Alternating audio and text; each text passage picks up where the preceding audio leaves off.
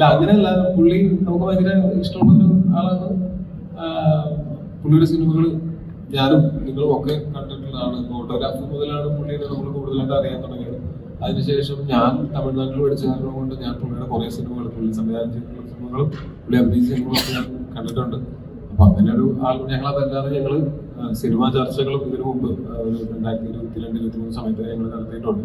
അപ്പൊ ഒരു സിനിമയിൽ ഒരുമിച്ച് അഭിനയിക്കാനായിട്ട് അവസരം കിട്ടുമ്പോൾ അത് ഭയങ്കര അടിപൊളിയായിരുന്നു. ഞാൻ പുള്ളിയുടെ എനിക്ക് ഏറ്റവും ഇൻസ്പയറിംഗ് ആയിട്ട് തോന്നിയിട്ടുള്ളത് പുള്ളിയുടെ റിയൽ ലൈഫ് ഒരു ഒരു പുള്ളിയുടെ ശരിക്കുള്ള ജീവിതകഥ എന്ന് പറഞ്ഞാൽ പുള്ളിയുടെ അച്ഛൻ ഒരു തിയേറ്റർ ഓപ്പറേറ്റർ ആയിരുന്നു, അമ്മ ഒരു സ്കൂൾ ടീച്ചർ. അപ്പോൾ പുള്ളി പറയുന്നത് പുള്ളിക്ക് ആ സിനിമയോടുള്ള ആ ഒരു അഭിനിവേശം തുടങ്ങുന്നത് അച്ഛനിൽ നിന്നാണ്. അപ്പോൾ ടൂറിൻ ടാക്കീസ് എന്ന് പറഞ്ഞിട്ടുള്ള ഒരു തിയേറ്റർ ഓപ്പറേറ്റർ ആയിരുന്നു.